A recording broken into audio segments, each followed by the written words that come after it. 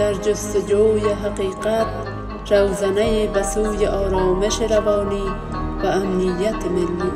هر چقدر به زمان فعلی ما نزدیک میشیم، اختلافات تاریخی ما بیشتر میشه. به صورت واضح نوشته کرده در دهه 1360 با مقاومت ملی پیوست. مشکلی که در همین بحث وجود داره این است که ما آیا مسئله را صرفا از منظر دینی نگاه میکنیم یا از منظر سیاسی و ملی نگاه میکنیم. اینجا اعتراف میکنم من در سال 1364 رفتم به سفارت افغانستان در تهران تماس گرفتم که او زمان هیچ کس به سفارت نمیرفت. گفتم من میخوایم داخل بروم، با زن و بچه، دست زن و بچه را گرفتم. او زمان ما در قم درس میخواندیم. ولی عنوان از این برنامه خودش بسیار جالب است، برای من بسیار جالب بود، جنگ نیابتی یا جهاد ملی. ما خواستم به عنوان یک مقدمه البته اول بگویم که تمام جنگ‌ها نیابتی است. این 400 نفر ماهی 2 مرتبه یا 3 مرتبه تمام بندیایی که از محکمه سرشان فیصله کرده بود که اعدام شوه، اینا شوانه لوسپیکرها چالان میشد و چراغا گل میشد، بالاخره اینها با بیرون برده میشدند. در اونجا یک موترای بود به نام دیگ بخار ما میگفتیم که همو سرش بسته می بود، در اونجا مینداختنش با پلیگون میبردنش. همین دوره نجیب رئیس خاد. خود سوال من است که شما به عنوان یک عالم دینی که در قم درس خوندین، سکنین یا آیه قرآن خود برای شما باید بهتر بفهمین از عوام. که همین فایز محمد برش گفته بود که اگر برای مرگ میایه، برای محاکمه میایه، خب محاکمه خب معلوم بود که میوندوال سرنوشتش دیده بودن مردم که اگر میایه 1000 کرت، در غیر از او عفو نمیشه. باز استاد ربانی برای وفی الله سمی هم چون تاکید کرده بود برای وفی الله سمی که شما همین مطلب هر جوابی که باشه باید برای ما بتی. ما باید حالا از تکلیف محوری بریم به سمت منفعت محوری. در جستجوی حقیقت، هنگام راستان در مسیر راستی. با نام و یاد خدای بزرگ. همچنان که عرض شد، هر چقدر به زمان فعلی ما نزدیک میشیم، اختلافات تاریخی ما بیشتر میشه. جهاد ملی افغانستان یا جنگ نیابتی بحث امروز ما است. من عرض کردم که جنگ نیابتی را مخالفین جهاد تبلیغ میکنه و جهاد ملی را هم موافقین جهاد. فقط یک نکته را حائز اهمیت میدانم که ذکر کنم، نظراتی که از طرف دانشمندان ابراز میشه مربوط به خود از اوناست. نظر شخصی مرا دوستان میدانه، ما در اینجا در این مباحث مداخله نمیکنم، ولی میخوایم منصفانه در جهت پیش بریم که یک مقدار واقعیت‌های تاریخی بدون حب و بغض و بدون دخالت روشن شد. در این راستا استاد فروتن چند سوال از علوی صاحب داشتن که امو سوالای خود اگر تکرار بکنه و علوی صاحب جواب بده ممنون میشم، تا ای که دوستایی که این برنامه را میشنوه استاد یک انقطاعی برای فهم مطالب به وجود نیاد. استاد امو سوالای خود تکرار کنین لطفا. تشکر. ما قبل از اینکه سوالای خود را به عرض برسانم، گرچه شاید تکراری باشه، ولی در یک بیوگرافی جناب آقای علوی پیش ما هست که از وقتی که ما همو کتاب مت یگانه را جستجو می کردم با وبلاگ جناب علوی پی بردم، همو را به نظرم خورد. در اینجا به صورت واضح نوشته کرده در دهه 1360 با مقاومت ملی پیوست. ما عرض ما ای بوده که از صحبت‌های جناب آقای علوی که فعلا صحبت میکنه این نوع انتباه گرفته میشه که از نظر از او مقاومت ملی یعنی هیچ. وقتی که این نوع بود شاید اشتباه کرده باشه که او به مقاومت ملی پیوست، ضرورت هم نبود که این نوع به این شکل صحبت کنه و تلاش های گسترده و خستگی ناپذیر جهت ایجاد همسویی میان جریان های جنبش ملی مستقل چپ به خرج داد. در سال 1368 به پروسه مشی مصالحه ملی پیوست. این مسائل را گرچه ما علاقه ندارم که این مطالب را تکرارا عرض کنم، ولی جهت معلومات جناب آقای علوی ما ایرا به عرض رساندم. اما بیاییم در مورد یزی که جهاد افغانستان. جهاد یک فریضه فردی و اجتماعی بوده. فردی به عنوان یک انسان مسلمان که اسلام دین فطرت است. وقتی که فطرت طوری هست که قوی در برابر ضعیف مقابله میکنه، ضعیف از خود باید دفاع بکنه، حتی به هر شکلی که باشه تا او را دفع بکنه. اما ما فکر میکنم که اگر آقای علوی ناراض نشوه، ما فکر میکنم که آقای علوی همچنان که نوشته که به مقاومت ملی پیوسته، این هم بسیار زیاد اشتباه شده از نظر خودش. ولی ما میگم ما به عنوان یک انسان مجاهد که هیچ نوه و دوستان میدانن که ما تا حد ترور پیش رفتم، اما ای به خاطر از این نبوده که گویا ما برای رهبرای افغانستان، جهاد افغانستان راه جهاد را انتخاب کرده بودیم، بلکه فریضه انسانی و دینی ما بوده. لحاظا ما فکر میکنم که این شاید بی انصافی باشه در حق میلیون ها انسانی که در این راه رزمیدن، بزرگترین قدرت دنیا را با شکست مواجه ساخت. ای که باز نتیجه چی شد او بحث جداست، اما اصلا صدای اعتراض بلند کردن در برابر ظلم این خودش جهاد بود. من میگم که آیا علوی صاحب این نوع صدا را چه تصور میکنه، چه فکر میکنه که این نوع صدای مقدس است یا نه؟ من فقط همین عرضی ما بود. سلامت باشین. تشکر استاد بزرگوار. علوی صاحب در خدمت شماست. بسیار فرمایش خوبی کردن جناب آقای فروتن، توضیحات شما هم خیلی جالب بود. در خلال که ایشان فرمایش میداد من یک چیز در ذهنم زد و اون این است که ما مسئله را تکلیف محوری نگاه میکنیم. مشکلی که در همین بحث وجود داره این است که ما آیا مسئله را صرفا از منظر دینی نگاه میکنیم یا از منظر سیاسی و ملی نگاه میکنیم. من مثلا از منظر دینی تحلیل نکردم. اگر شما از منظر دینی نگاه کنید، تکلیف محوری، تکالیف الهی رو در نظر بگیرید، فرمایش همه‌تون درست. هم آقای عادلی درست میگه، هم آقای فروتن، همه جهاد بسیار یک امر مقدسی بود. شهدا در بهشت هستند، جنت نصیب همه‌شان. خب گپ میشه تمام. ولی چی گیر ملت آمده؟ ما جنبه‌های سیاسی از این قضیه را و نتایجش بیشتر دارند. ما مثلا تکلیف محوری نگاه نمیکنیم. اگر تکلیف محوری نگاه کنیم، خب جهاد بله، واقعا هر کسی که دینش، مالش، جانش مورد تعرض قرار بگیره حق دفاع داره و دفاع حق طبیعی هر موجود زنده است. ولی در اینجا اشتباه دو طرفه صورت گرفته. دولت تندروی کرده، مردم در مقابلش خسته. بعداً دولت خودش را اصلاح کرد ولی مردم سر جای خودش بر نگشت در خانه‌های خودش. اینمی جهاد در یک جایی باید متوقف میشد. در کجا؟ مثلا در زمان دولت حکومت ببرک کارمل باید جهاد متوقف میشد، چون دولت کارمل یک دولت قانونی بود. نشد. در دوران مصالحه ملی باید جهاد متوقف میشد، نتیجه گرفته بود. نشد. بعد از خروج ریسا باید متوقف میشد.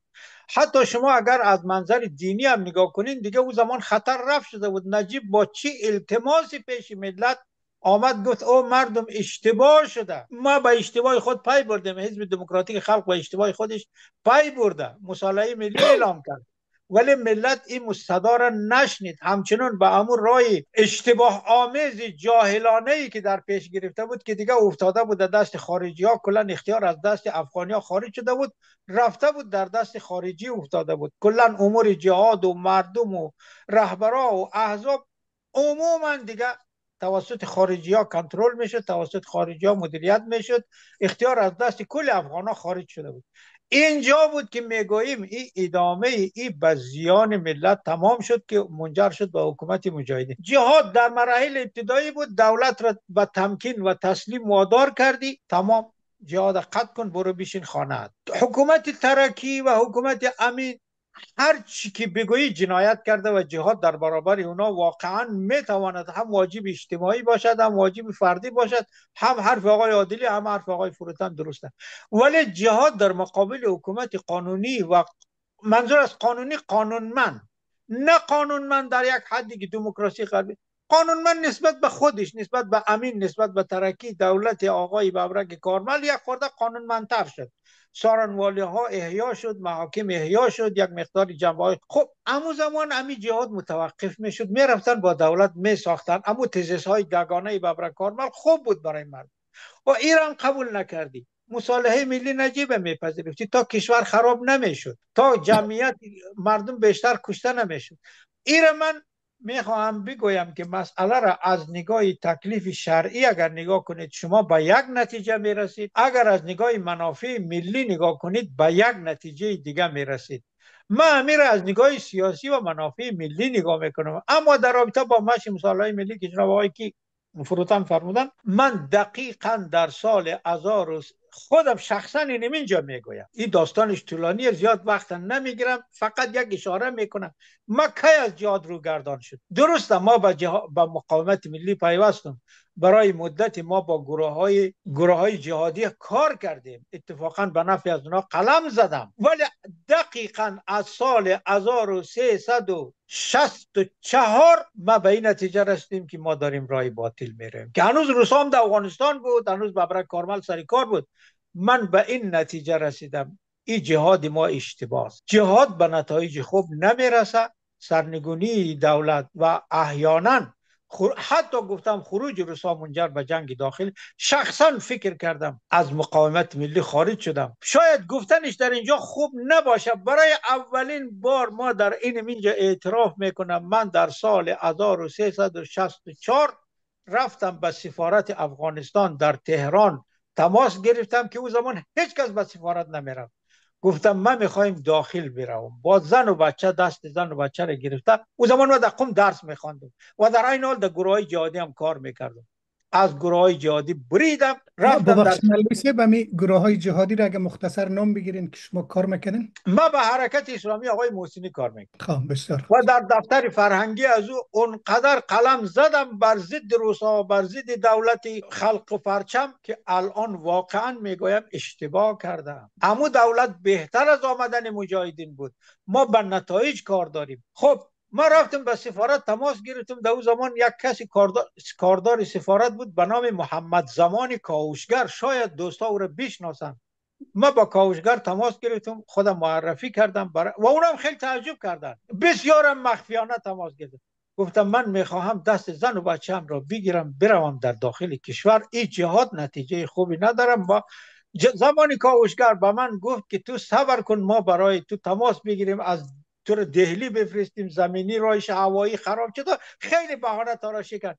من بعد از تماس یک ساله با زمان کاوشگر به این نتیجه رسیدم که این میخواه مرا در ایران نگه داره برای که یک منبع اطلاعاتی در قم داشته باشه. بعد یک سال اتفاقا زمان کاوشگر عوض شد، جایش یک کسی آمد که او را رفیق جلال میگفتن، از پشتونهای مشرقی بود.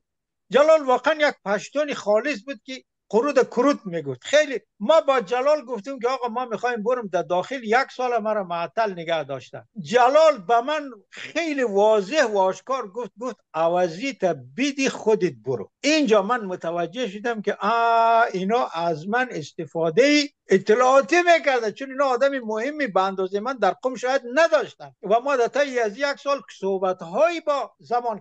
اینجا من از صحبت جلال فهمیدم که اینا میخوای مرا در ایران نگه داره و اونا یک مخبر از من استفاده کنن. روابط خودم را با سفارت قطع کردم. خودم مستقیما بعد از اینکه مصالحه ملی اعلام شد، مستقیما از طریق عودت به وطن از راه زمینی رفتم در هرات که رفتم با وزارت امنیت تماس گرفتم. وزارت امنیت مرا کابل فرستاد که الا ماشاءالله. یعنی من در مقاومت ملی بودم زمانی که هیچ کس به این نتیجه نرسیده بود. شاید من زودتر از هر کسی به این نتیجه رسیدم که این جهاد داره راه باطل میروه، این جهاد داره راه خراب میروه، عاقبت درستی نداره.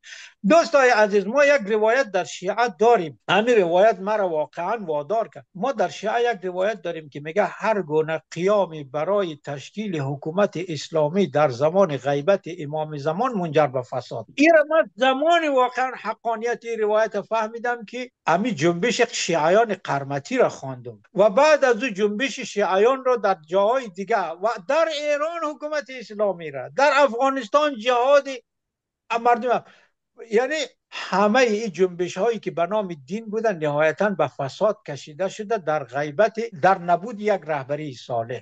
عرضم تمام. رهبری صالح وقتی در کار نباشد، تو میخوای هر نام روی از او بگذاری به فساد کشیده میشه. جهاد افغانستان نمونه بسیار واضحی است. رهبری درست نداشت، به فساد کشیده شد. ما از شما خواهش میکنم همین تاریخ قرمطی ها را در نظر بگیرید. قرمطی ها یک نمونه بسیار زشت از قیام شیعه در غیبت امام زمان، در نبود رهبری صالح. قرمطی ها رفتن مکه، در مکه یک هفته تمام کشتار کردن، پرده کعبه را پاره کردن، حجر الاسود کندن، چاه زمزم را پر کردن از اجساد و کشتگان. شهر مکه به مدت یک هفته شاهد کشتار بود. بعد از اینکه قرمطی ها مکه را ترک کردن، مکه به مدت ماه بوی جنازه میداد. این نتیجه یک قیام ناشایست. پس بنابراین هر گونه قیام در نبود یک رهبری صالح منجر به فساد میشه. من شخصا به این باور است. بسیار خوب. پس شما باور دارین که در غیبت امام زمان هر قیام باطله؟ مطلقا. هر نوع حرکتی در غیبت یک، حالا یا امام زمان بگیم یا یک رهبری صالح بگیم، چه میخواد شیعه باشه، سنی باشه، حتی اینمی جهاد سنی ها، خب که اونا معتقد به رهبری تحت مثلا امام معصوم نیستن، اینمی جهاد هم بدون یک رهبری صالح و شایسته به فساد کشیده میشه. ما این رو در همه جا دیدیم، در دوران خود. همونطوری که دکتر فخرالنسا صاحب گفتن ما خودمون تاریخ زنده هستیم. من الان بالای 60 سال سن دارم و از سن 13-14 سالگی که من اینمی انقلاب ایران به چشم خود دیدم و بعد از اون جهاد افغانستان و اخبار و این همه سرکارم با روزنامه خبر بوده، ما ندیدیم که همین جنبش های اسلامی به یک نتیجه درست، منطقی، معقولی، ثمربخش رسیده باشد.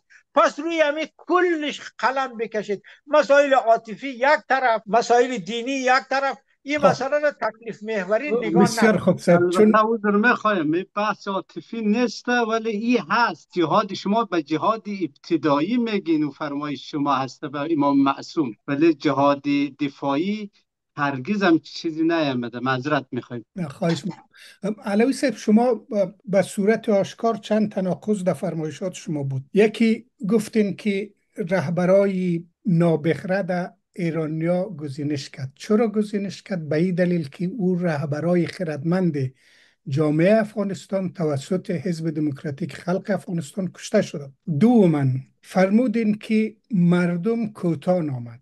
مردم سر قاتلین خود اعتماد نمیتونست. زمانی که تزیزهای دهگانه منتشر میشد، زمانی که نجیب ادعای مصالحه ملی را میکرد، از شاخه حرکت اسلامی، از حزب آقای انوری، از قماندان وقت حزب نبود، ما دقیق اطلاع داریم که خود دولت کابل میزد تا نام انوری را بد کنه. اوضاع بسیار پیچیده تر از چیزا بود. شما وقتی که میگن که در قم بودن، شما خبر دارین که شیخ ناصری اولین منادی جهاد در مناطق شیعه در قم کشته شد؟ علوی صاحب؟ بله، ناصری ناوری با موتورسیکلت تصادف کرد. اینجا ما در یک شهر بودم در محرم، کسی گفت که ایستاد بود منتظر مینیبوس، آمدن زدن ایره عمدن. میخوایم فقط اشاره کنم در بعد از اینکه چقدر جهاد افغانستان پیچیده بود و مردم مجبور بود. شما خب بسیار براحتی میگن که بله اونا کرد.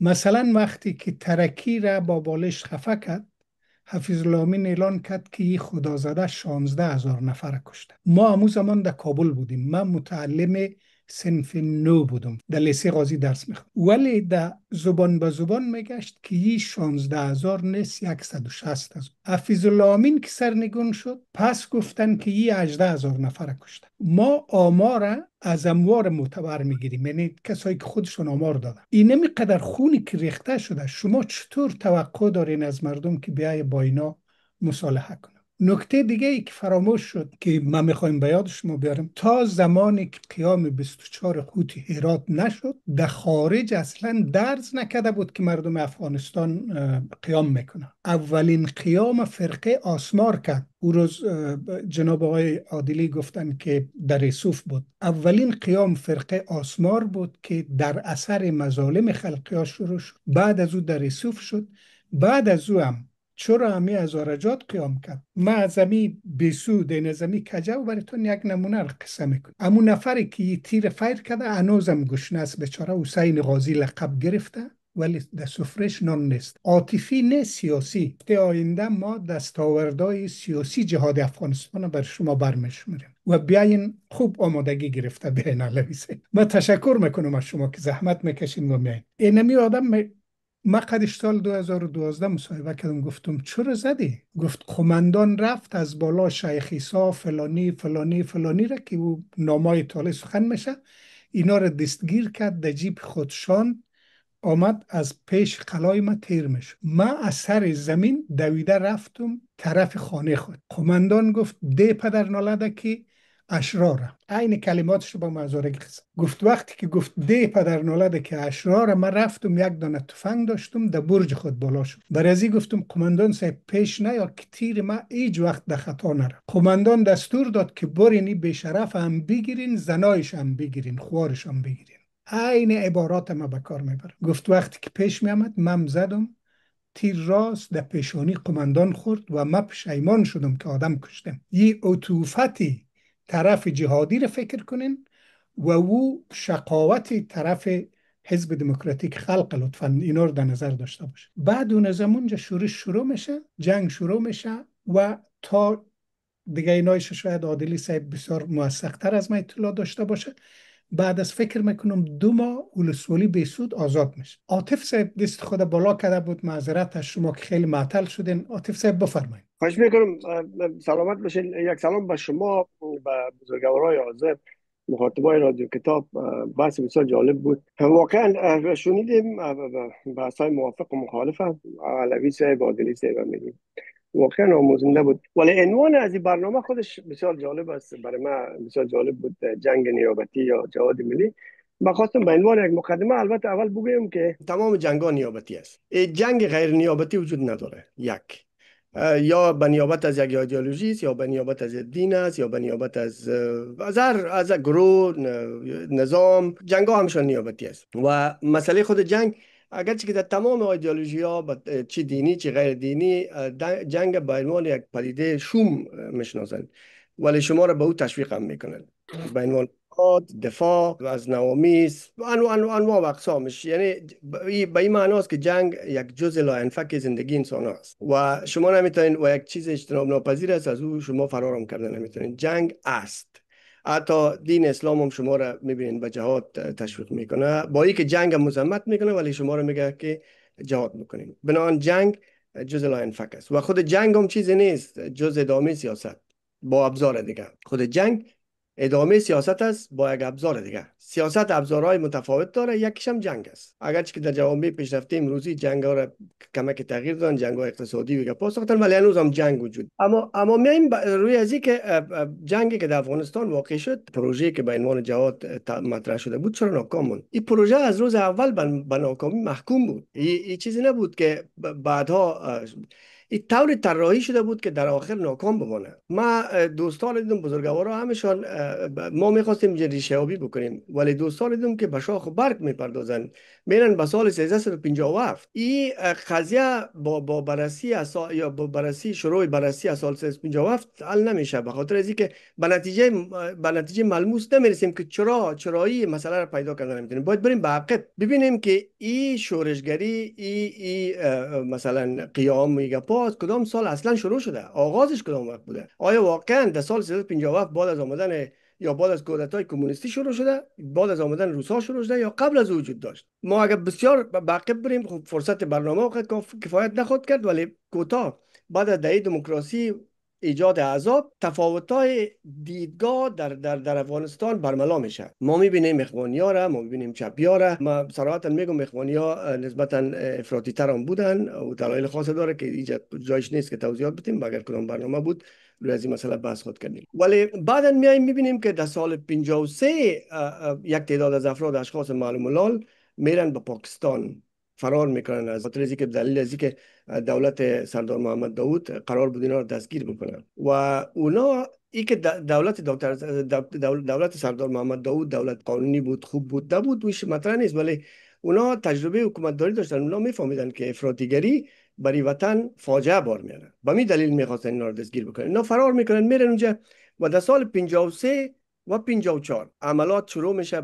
میاین یک سلسله تحرکات نظامی به پنجشیر، به لغمان و تا قسمت به بدخشان صورت میگیره، ولی فورا سرکوب میشه با کمک مردم پهلوان احمد جان کلی که در پنجشیر به یادش است که بعد از اینکه حکومت کمونیستی می و به مقاومت میپیونده ولی به طور مرموزانه کشته میشه، به خاطر از اینکه در سال 53 وقتی که حمله در پنجشیر صورت گرفته بود، او به طرفداری از مکندک موجود نظامی در پنجشیر به ضد از این تحرکات نظامی عمل کرده بود و این تحرکات نظامی سرکوب شده بود. بنابراین این مردم ها قبلا به اونجا رفته بودن، قبلا تحت لمایه آیسای قرار گرفته بودن. آیسای در سال 53 و 54 اینا رو به عنوان یک تست، به عنوان یک امتحانی میفرسته به اونجا به افغانستان، چون افغانستان همیشه برای پاکستان یک خطر بوده و هنوز هم است. با اینکه حکومت دست نشاندهش روی کار است در افغانستان، هنوز هم افغانستان برایش خطر است. با یک عنوان یک امتحان میفرسته که ببینه چی نتیجه میده. اگر نتیجه بده ایره گسترش بدن، ولی میبینن که فوراً سرکوب میشه، دوباره آرام میشن، اینا رو نگاه میکنن، اینا رو من حیث کارتای مخصوص خودشان یا کارتای در جیب خود برای کارتای رزرفی نگاه میکنن. بعدن ما قضیه حکومت کمونیستی و اینمین نقطه است که یک زمینه سازی میشه برای آیسای و البته خب غرب هم در اینجا چون مسئله اتحاد جماهیر شوروی است دخیل میشه و اینا را استفاده میکنه و این مردم ها دوباره روی کار میان و جهاد شروع میشه. ولی هایی که در جهاد اشتراک داشتن ایتو نیست که شما همشان از یک نگاه ببینیم. ما 4 دسته مردم در گروه در جهاد در پروژه داشتیم، در مقاومت و شورش داشتیم. 4 دسته. یک امور رهبرایش که داستانش قبلا گفتیم که سال 53 و 52 را فرار کرده بودن، رفته بودن و تحت لمایه پاکستان بودن، تحت لمایه آیسای بودن و یک تعدادشون در ایران میگه پا. 2 یک تعداد از درس خوانده ها و تحصیل کرده های ایدئولوژیک بودن که اینا از افغانستان فرار کردن بعد از حکومت کمونیستی. وقتی که اینا رفتن، اکثریت 90% بعد از 3 ماه و 4 ماه میرفتن به اروپا و امریکا، دیگه در پاکستان هم نمی بودن. بنابراین تعداد تحصیل کرده های ایدئولوژیک در بین مردمایی که مخالف دولت کمونیستی بودن فقط 5 تا 10%. اونا را هم آیسای و همچنان در ایران اینا را یک نوع احصار خانگی کرده بودن در دفاتر این گروه ها. اینا اگر در جبهات هم گاهی اوقات سر میزدن اصلا اثر بخش نبودن. اینا در دفاتر بودن و اینا. کسایی که در صفوف بودن به 2 دسته تقسیم میشدن. یک دسته امو بچه دیقان بود و امو بچه غریب بود که بنابر تبلیغات که روحانیون انجام داده بودن یا مثلا فریضه که احساس میکردن برخواسته بودن، تفنگ گرفته بودن. واقعا آنچه که کردن، جانفشانی هم که کردن قابل تقدیر است. این مردم ها بیچارهایی بودن که اصلا خبر هم نداشتن که چه قضیه است، چقدر پول برشان میه و با پایلوچ جهاد میکردن و پولایشان بزرگوارا در ایران و پاکستان در خانه‌های در قصرها زندگی میکنن، استفاده میکنن و بچهای خود به درس و تعلیم روان میکنن. در یک سمت نیست، در 2 سمت هم طور بود. شما در هیچ لیست نه در سمت حکومتی نه در سمت مخالفین حکومت شما بچه هیچ رهبر نمیافین که در بین کشته شده ها باشه یا حتی مجروحین باشه. حتی برادرزاده وی که پایشون پیدا نمیکنن، کلشان در یا کشورهای اروپایی یا در الازهر و به خاطر نمایش هم در سعودی وی که درس میخواندن و مصروف عیش و زندگی خوب بودن. یک بخش دیگه که در ناکامی جهاد هم تا یک حد بسیار زیاد نقش داشتن، مردمایی بودن که او تعداد از مردمایی بودن که در افغانستان از چنگ قانون فرار میکردن. این شما نادیده گرفتن نمیتونید. کسایی بودن که در مکاتب درس نمیخواندن، تنبل بودن، ناکام میموندن یا ای که جنگ میکردن، چاقو میزدن، اینا فرار میکنن با پاکستان. برای اینا هیچ دیگه زمینه نبوده و پاکستان چی کنن؟ دوباره از سلا میگرفتن میآمدن به جبهات. اینا اونمو اوباشای بودن که اصلا پروژه رو اینا به انحراف میکشوندن، البته با اشاره سیا، با اشاره آیسای و اینا بسیار نقش کلان کلیدی داشتن اینجا. وقتی که به افغانستان وقتی که امی پروژه پیروز میشه حکومت کمونیستی، خب این فتح الفتوح نام ماندن ولی که فتح در کار نبود. خب کل ما میفهمیم که فتح در بین نبود. خب حکومت سقوط کرد، دکتر نجیب فرار کرد. اگر جنگ جلال آباد همگی بیاد داره که با تمام حتی با نیروها و قوای پاکستانی آمدن، ولی متاسفانه البته قابل تاسف است، به من تاثیر انگیز است. جنازه ها از میدان هوایی جلال آباد تا به ترخم جمع کردن نمیتونست، به این شکل سرکوب شدن.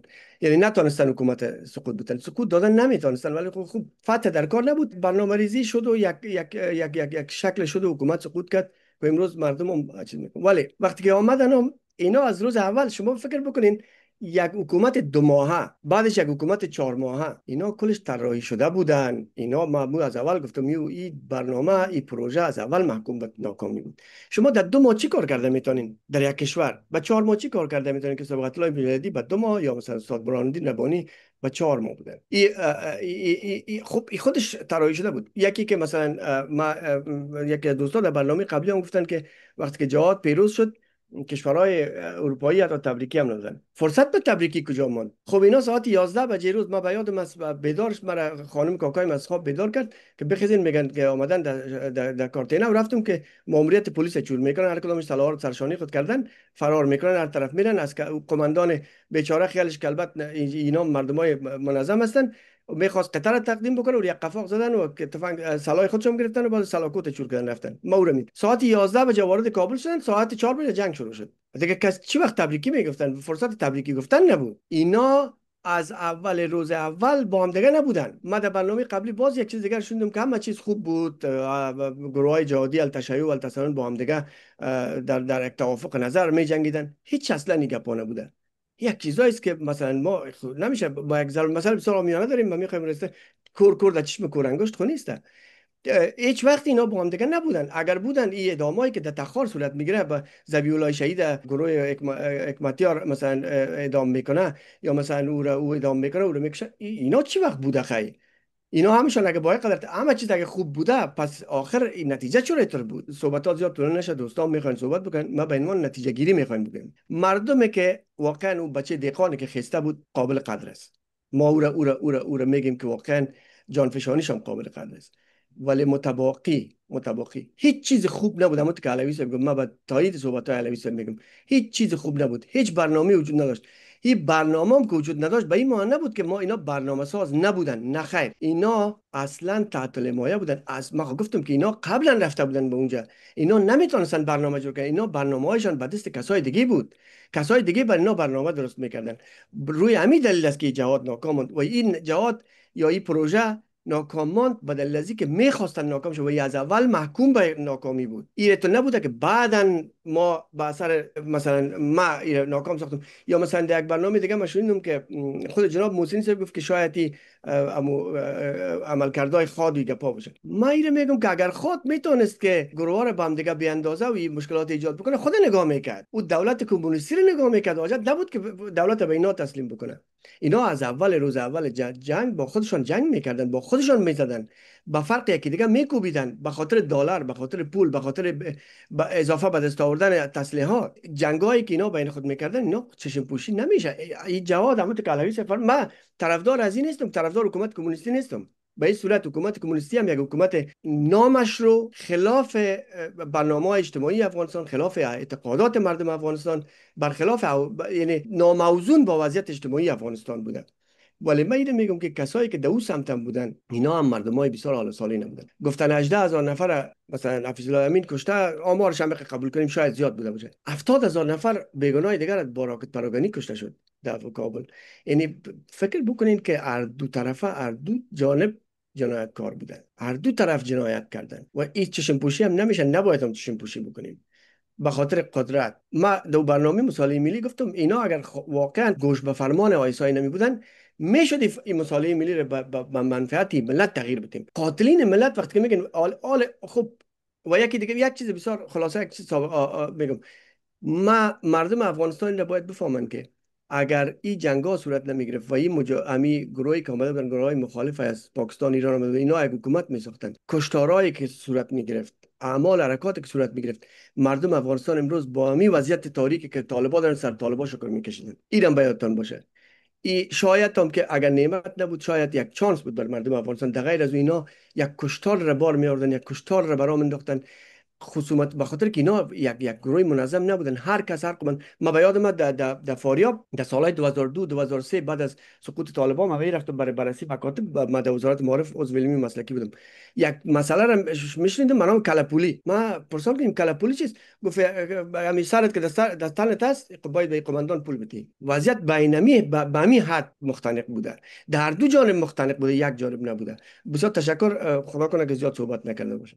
بسیار تشکر. عاطف صاحب بحث خوب شد، به متن کشاندین. احمدی صاحب شما دست بالا کرده بودین، بفرمایین ولی لطفا مختصر و داخل موضوع. اگر میخواین من صحبت نمیکنم، اما همونطور که شما همیشه میگین نظریات هر کس آزاد است، باید کلگی آزاد گپ بزنم بدون سانسور. در قرآن عظیم شان دو تا جهت وجود داره، یکی حضرت یوسف علیه السلام است، یکی بیادرایش است. یکی حضرت حابیل وجود داره، یکی برادرش قابیل که او زمان نه امریکا بود نه شوروی بود نه، یعنی خوب و بد. شما دو تا دکتر دارین، یکیش دکتر مثلا هست که شما رو تداوی سالم میکنه، یکیش میگه این خرابه 10,000 یورو باید بتین. این در تمام دنیا هست و همینطور در جهاد و اینا هم هست. من چند مرتبه از آقای علوی سوال کردم که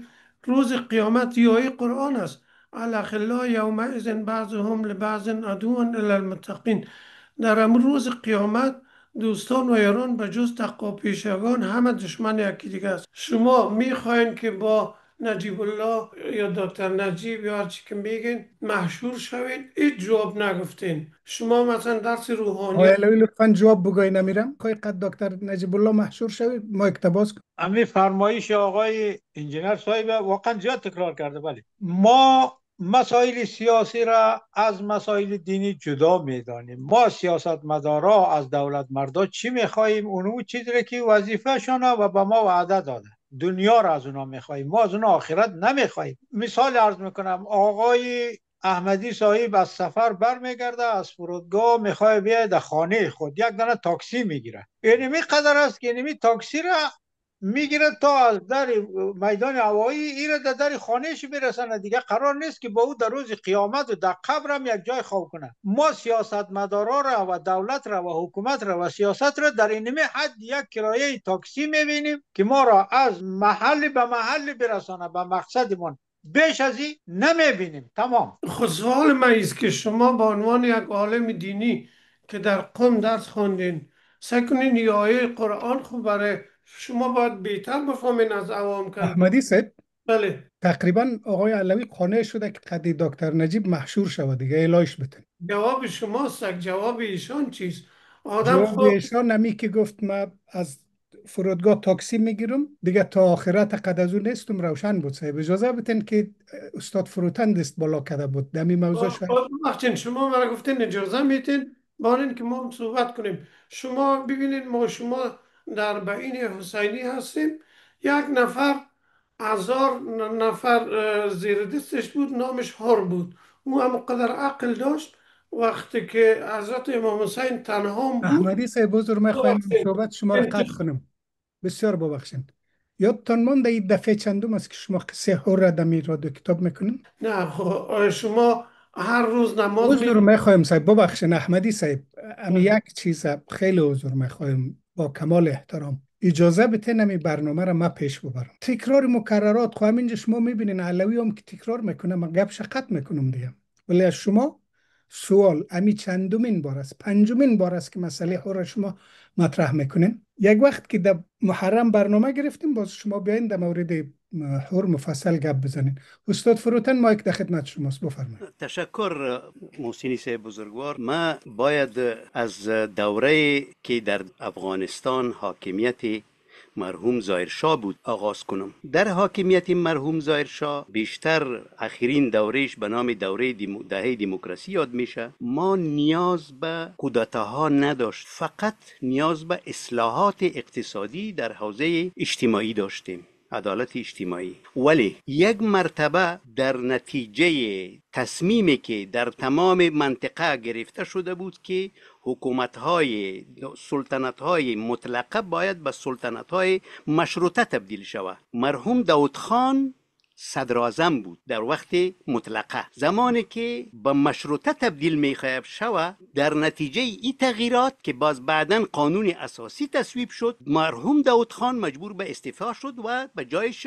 دکتر یوسف انتخاب شد. و این فرق بین شاهی مطلقه و شاهی مشروطه ای بود که در شاهی مشروطه است صدر اعظم یا نخست وزیر توسط پارلمان انتخاب می شد و در شاهی مطلقه صدر اعظم توسط پادشاه انتخاب منصوب میشد. اما زمانی که دکتر یوسف انتخاب شد، آقای مرحوم داود خان عقده گرفت و گفت که آقا لالای سیاست را میخواید در دست عوام بته که اونها اصلا سیاست را نمیفهمند. در اینجا 10 سال گذشت که بالاخره کودتا کرد. مردم افغانستان کودتا را نمیشناخت، چون این وابسته به خانواده سلطنتی بود. مردم قانع شدند که ممکن است هم یک چیزی گپی باشه، یک بچه کاکای دیگری را از کار برطرف میکنه که در افغانستان و دیگه کشورها معمول است این کار.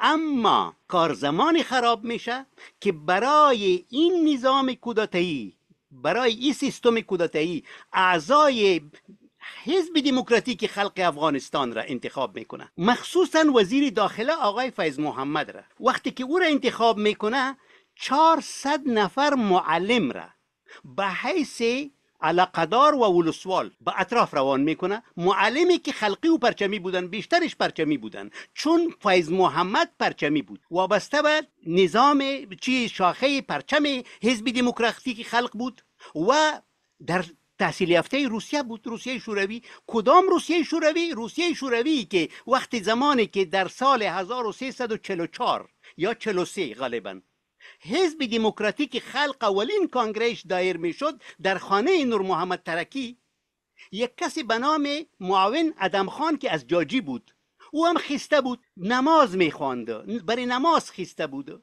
بالاخره همین ترکی برش گفته بود که معاون صاحب تو نماز میخوانی؟ گفته بود که چرا؟ گفت نماز خو یک کار بسیار از سابقه است. باز ما خودم از زبان معاون ادب خان مرحوم شنیدم که او عین گپا برای ما گفته در پاکستان، در پشاور. او وقت زنده بود. البته روس‌ها و پاکستانی ها، حتی در حالی که پاکستانی ها اموال در افغانستان به نام دست دو یا دست دوم و دیسی شناخته می شدند، به خاطر ازی که دروازه های افغانستان به طرف شرق و غرب باز بوده. زمانی که در سال 1354 کودتا شده، علیه این مردم کودتا شده، علیه امی داود خان، علیه اولین قیام هم که شروع شد در زیروک و در کنر. در زیروک چی رقم شروع شد؟ در زیروک زمانی شروع شد که یکی از پرچمی های وطندار ما این روان کرده بودن به حیث علاقدار زیروک، به حیث علاقدار که معرفی شده بود، ویر مردم خواسته بود که ما علاقدار شدم، شما هم بیاین مرا بشناسین. خب اونا مردم آمده بود و برشان گفته بودن که خوب شد علاقدار صاحب. گفت ما چی شدم؟ ما بریم حال نماز بخوانیم. گفت حالی هم شما نماز میخوانین؟ حالی ما در قرن 20 زندگی میکنیم. اونا به اون لهجه محلی برش گفته بود که وا علاقدار صاحب کافر شدی، تو چی میگی؟ گفت نه، باز همین مردم خسته بودن در خانه هایشان که توفنگ داشتن، داس داشتن، تبر داشتن، امی علاقدار تیکه تیکه کرده بودن. این مردم خیستن با کو رفتن. وقتی که کو رفتن امی منطقه را بمبارد کرد.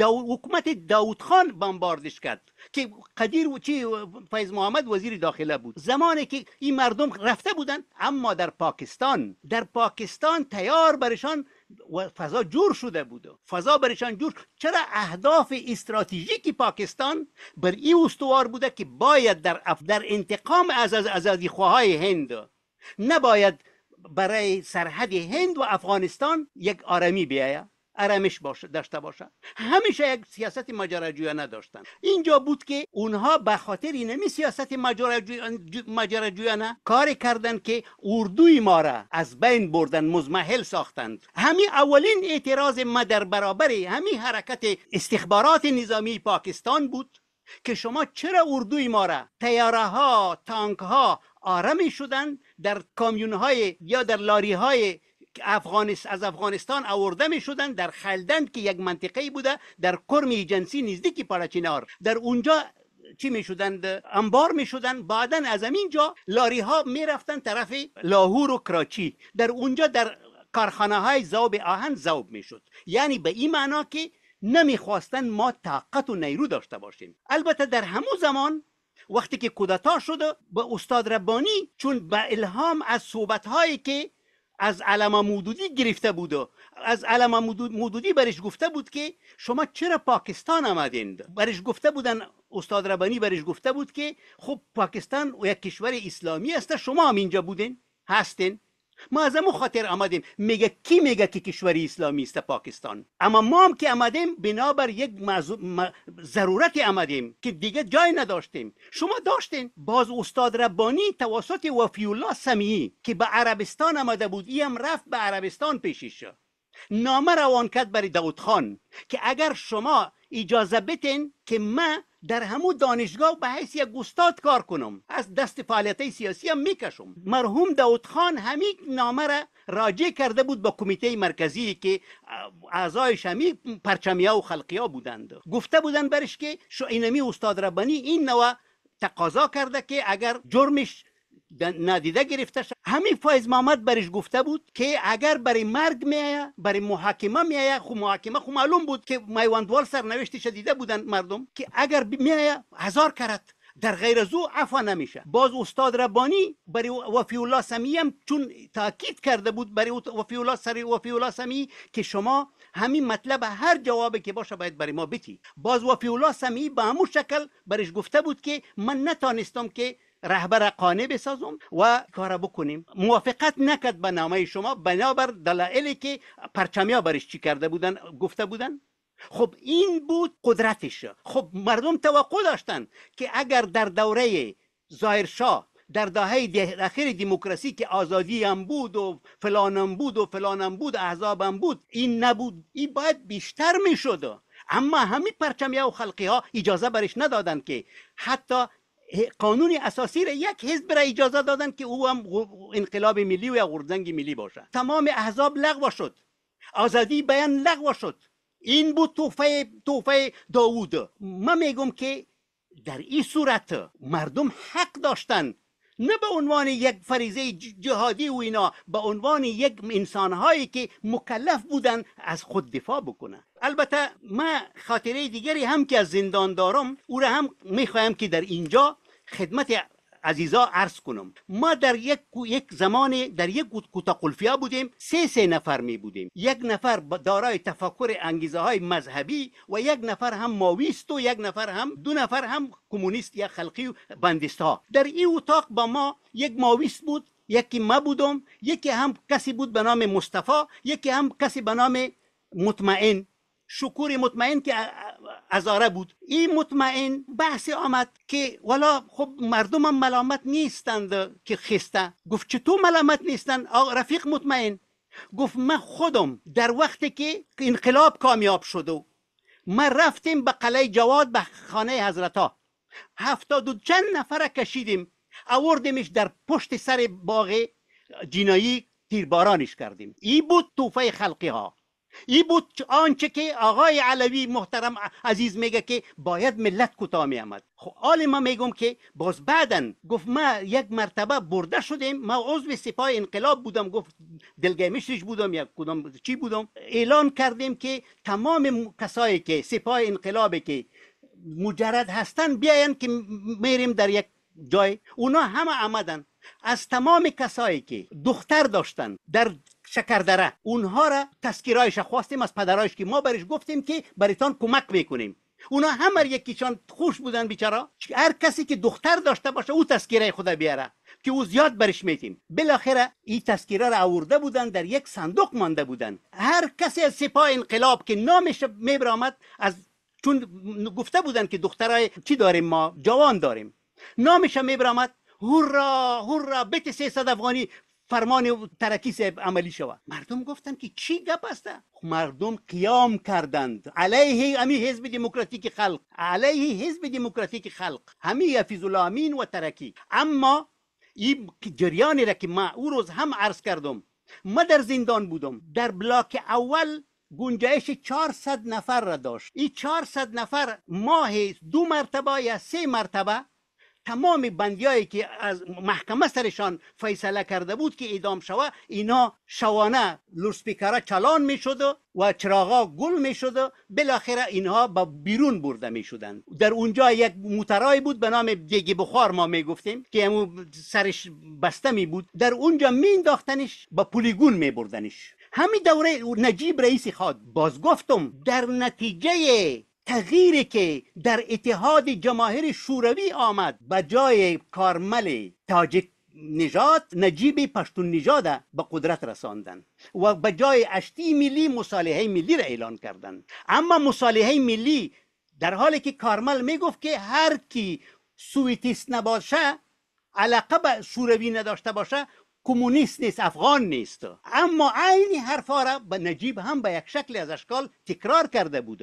منتها نجیب گفته بود که ما احزاب چپ و اینا را به وجود میاریم، دیگه مجاهدین را اقوام نیروهای مسلح هم باید بیاید. یک توطئه بود. حتی ظاهرشاه، مرحوم ظاهرشاه که اصلا یک عدم دیگراندیش بود، فریب نجیب درک کرده بود که نجیب یک جنایتکار است. و از طرف دیگه ما در مورد صحبتی که آقای حتیف مسیحی عزیز کرد، او هم در مورد جنگ نیابتی باید عرض کنم. جنگ نیابتی به جنگ گفته میشه که یک کشور در یک کشور دیگری منافع داره، اما برای ازی که او منافع را به دست بیاره شهروندای امو کشور را استخدام میکنه و اونها به نمایندگی از او کشور می جنگه. او را جنگ نیابتی میگه. ما به این شکل افتخار میکنم که ما مجاهد بودم، اما جهاد را ما به خاطر چند تا دزدی ننگ جهاد شدند، رهبر نی بلکه رهبر جهاد بودند نبودم. اینها ما یک مسلمان بودم آزاد اندیشی که خواستم در برابر ظلم، در برابر ستم صدا بلند کنم. تشکر، زنده باشید. تشکر استاد بزرگوار، نکات تاریخی خیلی روشن کننده بود. 3 نفر دست بالا کرده به ترتیب نوبت: دکتر صاحب فخرالنساء، آقای عادلی و عاطف صاحب. من خواهش میکنم خیلی مختصر بیانات بگوین که وقت کاملا تمام شده.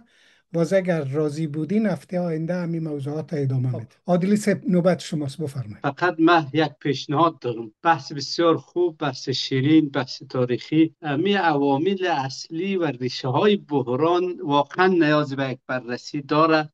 ما در رابطه با دهه 70 به می عقیده هستیم که زمینه ظهور طالبان اینمی جنایاتی که صورت گرفت فراهم شد و هیچ قابل دفاع نیست و باید بحث شود. واقعا بعضی چیزا قابل بحث هستن. حسین غازی که ایشان صحبت که جناب استاد محسنی، ما با ایشان مصاحبه انجام دادیم که بعضی از کلیپ ها و ویدیوهایش در فضای مجازی، این واقعا به این مردم نباید ما و شما جفا کنیم. عرض ما تمام.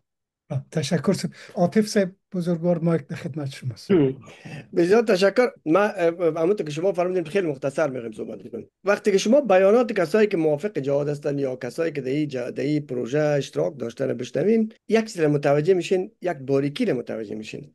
اینا هیچ کدام کسایی که صحبت کردن، هیچ کدام موافقین جهاد در رابطه با عوامل ناکامی جهاد صحبت نمی کنن، بلکه میرن فوراً در رابطه با جنایات خلق و پرچم صحبت میکنن، در رابطه با حکومت داود خان، هر مسائل. دلیلش چی است؟ دلیلش چی است که این پروژه هیچ دستاورد نداشته. چون هیچ دستاورد نداشته، بنابراین وقتی که دستاورد نداشته صحبت ها متفرق میشه. میرن معمولا ما میبینیم، ما منظورم از کسی مشخصا مثلا آقای فروتن یا کسی دیگه نیست، جناب فروتن صاحب نیست، همه موافقین جهاد. تنها در این برنامه نه، در برنامه‌های دیگه هم وقتی که اشتراک بکنین، وقتی که موافقین جهاد صحبت میکنن، فوراً به عوض از اینکه برن در رابطه با آنچه که خودشان انجام دادن، در رابطه ما میگیم که بیاین سنگ گندم خود بچینیم، میریم با خلق و پرچم در جایش بگذارین. من در یک برنامه دیگه گفتم اونا به خدا لایق، هرچی که شما بگوین از اونا دیگه هیچ گلایام نیست و هیچ توقعی دیگه هم نمیره. ولی متاسفانه عین همین گپ است. چون دستاوردی وجود نداشته، نداره و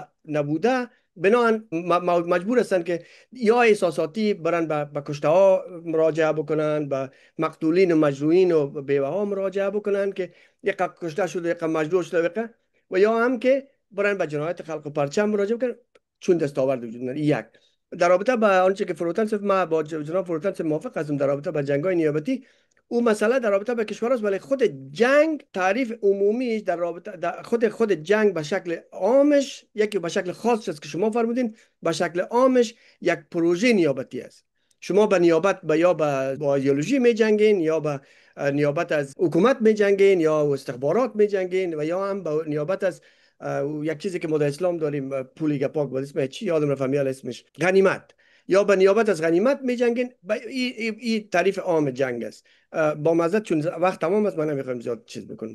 سلامت. خواهش میکنم. فقط یک نکته فکر کنم همین نیت و نیابت در تعریف شما قاطی شد عاطف صاحب. حالا از فروتن صاحب میشنم، مهربانی بفرمایید. یک نکته ما دارم. من فرمایش آقای فروتن از ضمنی که تایید میکنم، میخوایم اینطوری بگوییم که این دوستای عزیز ما یا مسئله را تکلیف محوری نگاه میکنن، یا مسئله را عاطفی نگاه میکنن، یا که خیلی سرشان فشار آمد سیاسی میکنن. فرمایش آقای فروتن همی بود. گناه خلق و پرچم اینطوری است. ما باید حالا از تکلیف محوری بریم به سمت منفعت محور، منافع اقدامات ملت را ما در نظر بگیریم و اقدامات خودمان را. عرض من همین بود. تشکر صاحب.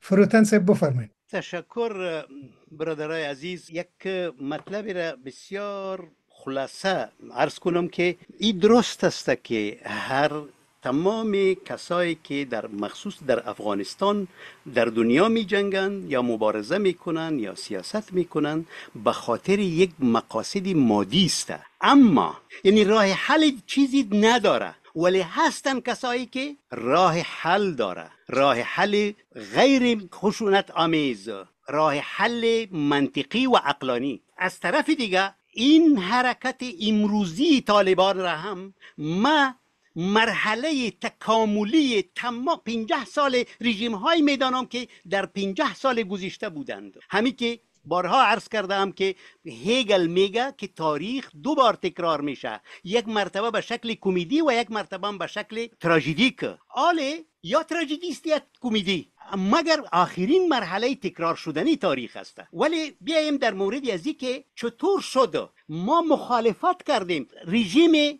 اشرف غنی، او ما نماد از یک دموکراسی از یک کشور دیگری آورده میشه، بدون از اینکه به تن و جامعه ما برابر باشه، به تن ما برابر باشه، با ما پوشانده میشه که نتیجه نمیده. و اصلا باید خاک و آب و همه سنگ و چوب یک سیستم از داخل درون جامعه باشه و او باید با اخلاق و وجدان مردم تبدیل شده باشه. اگر هر جناحی یک چیزی را نقد میکنه، هر کسی و هر جناحی یک چیزی را نقد میکنه و راه حل نداشته باشه، این نقد نیست بلکه انتقام است. ما ایرا مذموم میدانم در تاریخ مبارزات سیاسی و اجتماعی. اتفاقا اختلاف ما با مجاهدین هم اختلاف فکری است، نه اختلاف غیر فکری منصب و فلان و مواجب. به او خاطر ما یکی از کسایی هستم که خدا کنه در ایران اگر باشم زبان ما گرفته نشوه، تا آخر زندگی به یک شکل خواهد بودم که راه حل عقلانی و منطقی باید داشته باشیم، ارائه کنیم. سلامت باشید. بسیار تشکر از اشتراک کننده های گرامی. تصور میکنم خیلی نکات جدید گفته شد، نکات مجمل تاریخی و خدا را شکر همه آزادانه صحبت کردن. نتایج از این برنامه ها نشان می‌دهد که ما به گفتگو بسیار نیاز داریم. به خاطر از اینکه در گفتگو باز است، همه میای بحث بکنم و امروز صادقانه همه تلاش کردن تا عقاید خود خالصانه بیان کنه تا زوایای تاریخ افغانستان روشن شود. این مباحث ادامه خواهد داشت. از شما بیننده های گرامی هم تقاضا میکنیم که خاطرات خود با ما شریک بسازین. بیاین به امید خدا نسل آینده از این گرفتاری نجات بیافته. چرا کسایی که ساکن غرب است متوجه شدن که هیچ جای وطن ما نمیشه، ولوی که او وطن ویرانه است و گرفتار. امو خاک ویرانه خاک ماست، قبله اعمال ماست.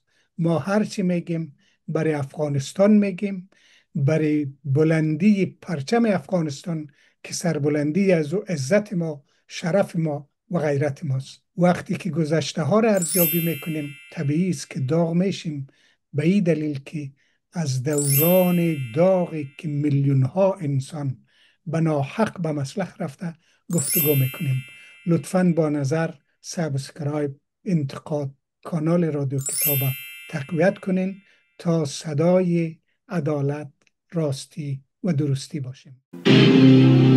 رادیو کتاب، نیاز نسل امروز و فردا.